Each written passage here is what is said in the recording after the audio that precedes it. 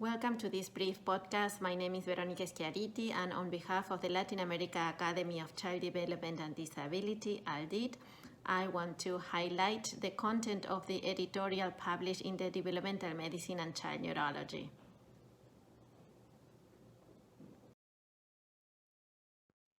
The title of this editorial is Impact of Congenital Zika Virus and COVID-19 on Childhood Disability in Latin America, and the editorial is available in Spanish and Portuguese.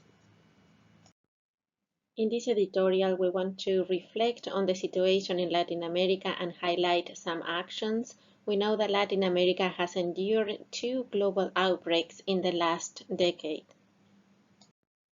The first outbreak was caused by the Zika virus in 2015, causing congenital Zika syndrome, which included brain abnormalities, eye, hearing problems, seizures, feeding difficulties, and numerous restrictions in daily activities. In Brazil, the Zika virus has had devastating social, medical, and financial consequences for families.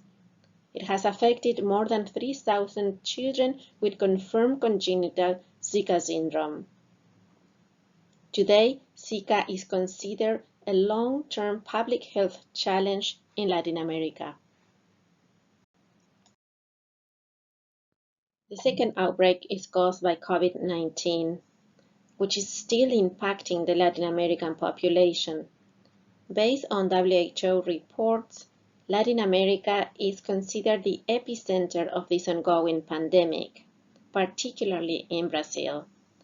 Across Latin America, mandatory lockdown and/or strict social distancing measures have caused major disruptions in service provision. Moreover, this health crisis continues to impact children's rights, specifically related to health and education. For children with disabilities and their families, social distancing measures mean a lack of access to the resources they usually have through schools and habilitation or rehabilitation services. This is a major challenge in low and middle-income countries, such as many of Latin American countries. In this editorial, we want to celebrate positive actions. As you know, during challenging times, collaboration becomes a powerful tool. Exchanging experiences with families, researchers, and professionals across the world enables timely and more accurate actions to mitigate the effects of public health emergencies. For children with and without disabilities, opportune actions make a great difference as there is no time to lose. Children keep following their developmental trajectories during health crises. ALDID is therefore committed to facilitate collaboration and dissemination across its members and other partners, using culturally sensitive language which is easily accessible to professionals and families. One example of global collaboration was the participation of the COVID-19 task force created by the International Alliance of Academies of Childhood Disabilities.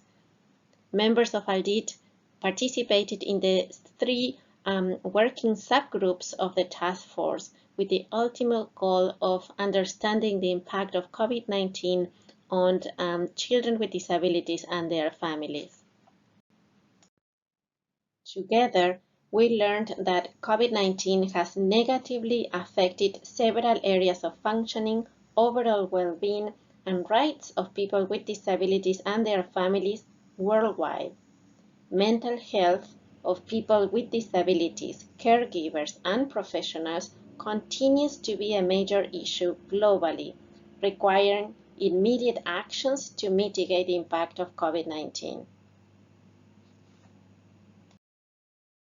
We want to use this opportunity to invite students, trainees, parents, professionals working in the field of pediatric disability to participate in the upcoming virtual meeting to be held on November 12 and 13 of this year, 2021. It is hosted by our colleagues in Brazil. The theme of the meeting is Collaborating in a Changing World.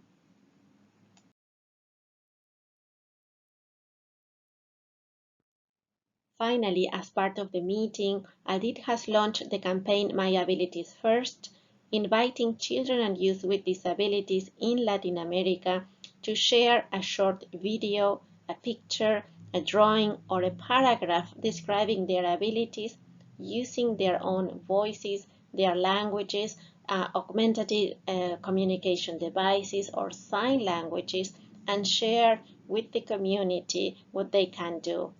The goal of the campaign is to change attitudes towards disability and facilitate full social inclusion. Thank you for your attention. You can access all the versions of these editorials on the journal's webpage. Enjoy your reading.